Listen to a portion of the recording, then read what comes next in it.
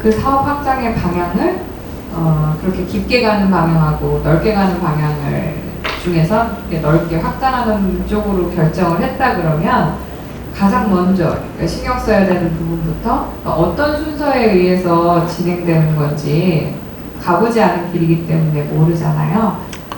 그런 부분은 어디서부터 어떻게 시작해야 되는지도 물론 시행착오를 겪어 나가야 되겠지만 구체적으로 한번 얘기를 해볼게요.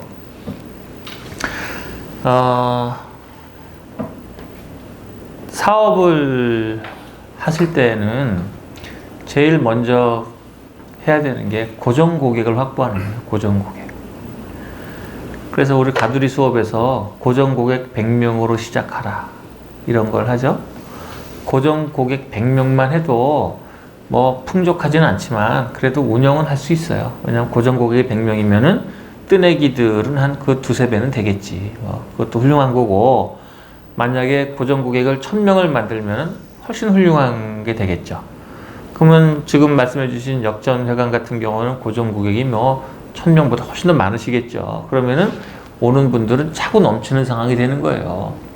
아까 수업 시간에 얘기했던 최성현님 같은 경우는 지금 월 130만 원짜리 매장에서 33억 매출을 하고 있는데 좀 아까 나한테 나와서 얘기하는 게 금년에는 40억을 하겠습니다라고 하더라고요.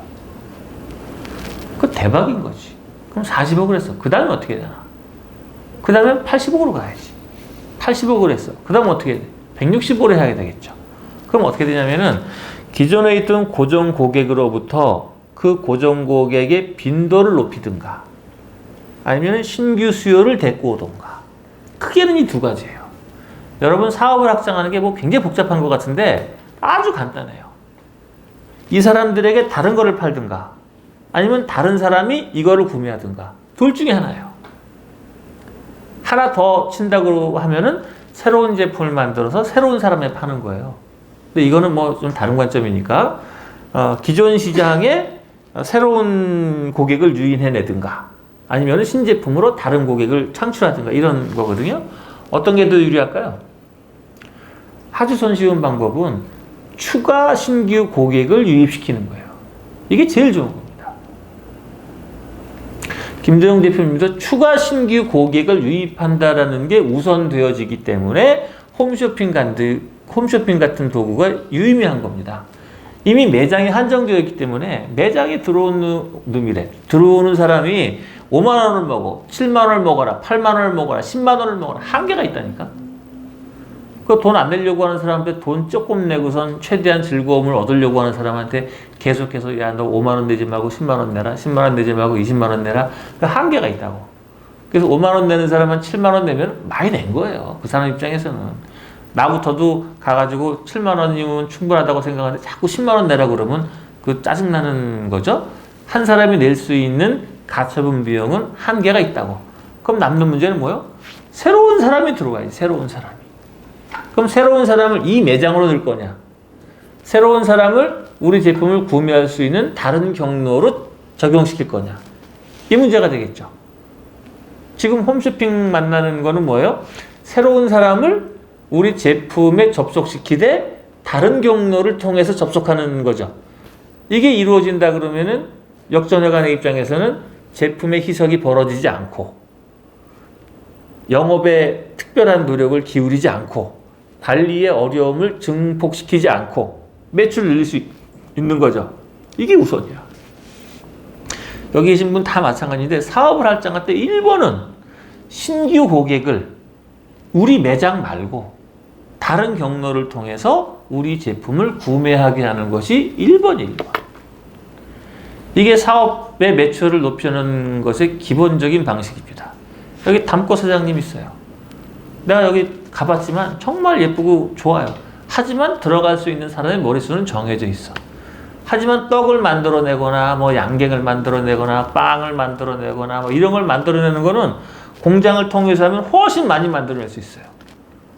같은 제품이죠. 혼자 만드는 게 아니라 공장을 통해서 외주를 주건 뭐라건 누군가에서 만들어내는 거예요. 근데 얘를 매장에 와서 먹을 거냐? 집에서 먹게 할 거냐? 홈쇼핑에서 구매하게 할 거냐? 백화점에서 구매할 거냐? 이마트에서 구매하게 할 거냐? 이런 문제가 되는 거죠.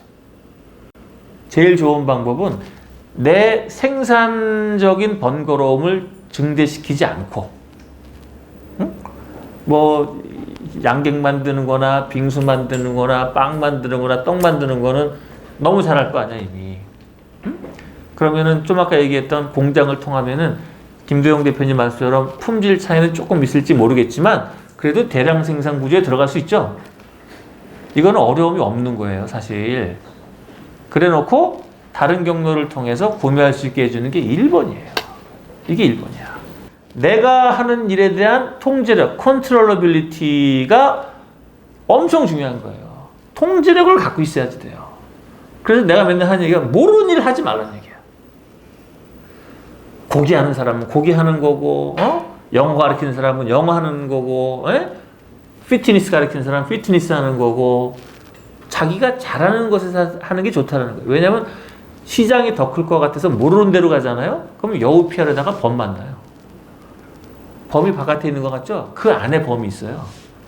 믿었던 사람한테 배신당한다든지, 돈을 맡겼는데 갑자기 돈이 없어져 버린다든지, 이렇게 계약을 했는데 계약이 그게 아니었다라든지, 말도 안 되는 일들이 벌어지는 거예요. 그래서 사업을 늘려나갈 때 첫 번째가 통제력을 가져야 돼요. 통제력.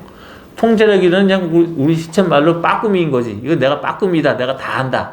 그런 영역이 돼야 되는 거예요. 그래서 여기서 만드는 양갱, 빙수 이런 건 빠꾸미잖아. 그거를 대량 생산하는 구조로 가는 거는 그것도 어려운 일은 아니지만 아까처럼 뭐 헤어 제품이나 바디 제품이나 이런 데로 가는 것보다는 엄청 쉬운 거예요. 그래서 대량 생산을 해놔. 그럼 남는 건 뭐예요? 유통 채널만 확장시키면 되는 거예요. 유통 채널을 확장시키는 것은 비교적 쉽습니다. 왜냐? 그쪽에도 다 전문가들이 있어요.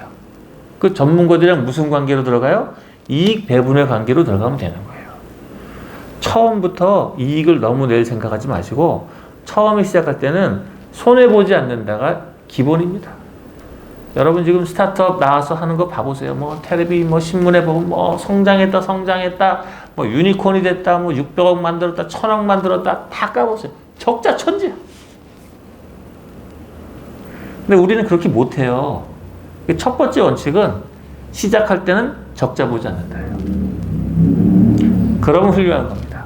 내가 지금 코치 시스템 만들어서 늘리고 있잖아요. 제 목적은 뭐예요? 적자나지 않는다예요. 나 적자나지 않고 코치들이 여기 일하면서 괜찮아요, 할만해요, 재밌어요, 심리적으로 만족감도 있고 보수도 뭐 용돈 하는 것보다는 솔찬히 괜찮은 것 같아요. 그러면 코치들은 만족하는 거고 수업하는 사람은 만족하는 거죠. 난 적자 안 보면 되는 거야. 좀 막말 적자 봐도 괜찮아. 초반에는. 중요한 건 저 앞에 가면 흑자가 나면 되는 거예요. 지금 엄청 중요한 얘기 들었습니다. 통제력 바깥의 일을 하지 마라. 제조업 담고 사장님이 잘 알고 있는 것을 대량 생산하는 거는 통제할 수 있어요. 그럼 통제할 수 없는 게 뭐예요? 영업 라인을 뚫는 건 잘 모르는 거죠. 그것은 내 통제 바깥이야. 이때는 손해만 보지 않는다. 그리고 뭘 한다? 공부하는 거예요. 아, 이 바닥은 이렇구나. 홈쇼핑 들어가면 이딴 일이 벌어지는구나. 마트에 들어갈 땐 이딴 일이 벌어지는 거구나. 백화점 들어갈 땐 이딴 일이 벌어지는 거구나. 그걸 통해서 학교 가는 돈을 내서 공부하면 되는 거예요. 그래서 뭘 하는 거냐? 내 경험의 범위를 넓혀야지 돼. 여태까지는 조그마한 가게에서 이렇게 뭐 레시피 만들고 판매하고 고객 관리하고 이거만 알았는데, 야, 대량 생산 시스템이 이렇구나. 야, 이렇게 홈쇼핑 치는 거는 이런 일이 벌어지는 거구나. 그때 반품은 이딴 식으로 벌어지는 거구나. 이걸 연습하시는 거예요. 근데 해보시면 느끼시겠지만 이것도 보통 일이 아닙니다. 이것도 털 빠지는 일이에요.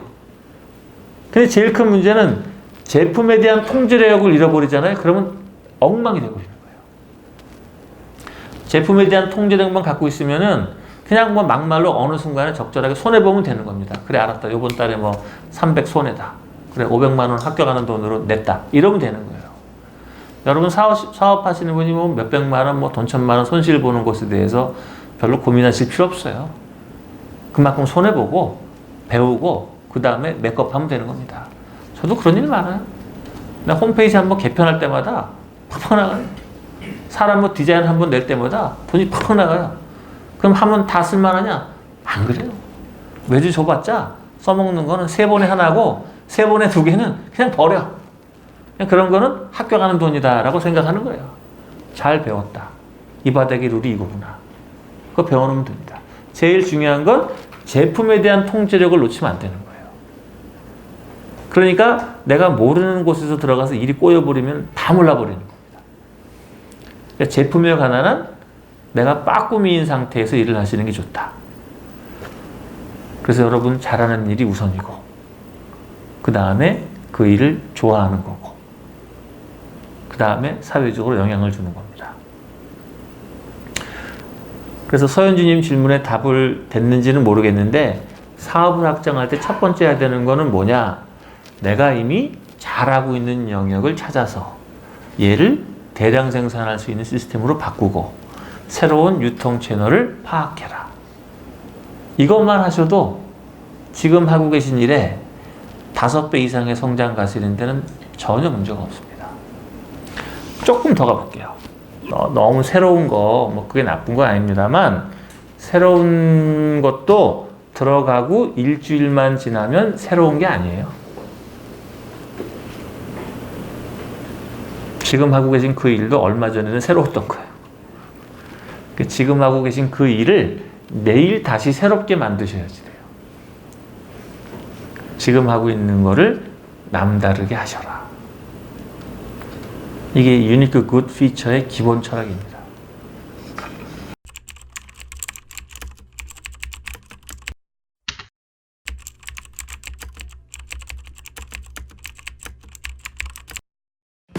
사실 저는 중간계 캠퍼스를 듣지 않았다면 지금 저의 일을 하고 있지 않았을 겁니다. 팀원들은 7배, 매출은 20배. 무에서 유를 만났기 때문이죠. 신 박사님을 만난 지 6개월 만에 지난해 동월 약 2배 매출이 되어 있어서 제가 깜짝 놀랐습니다. 중간계 수업을 통해서 가장 크게 얻은 것은요, 마인드 셋업입니다. 지금 왜 이 일을 하고 있는가에 대한 업의 본질을 재정립하는 기회가 됐습니다. 저는 신 박사님 백천비 수업을 듣고 1,000만 원의 자본을 가지고 현업 비즈니스 여정을 준비하고 있는 조일호입니다. 감사합니다.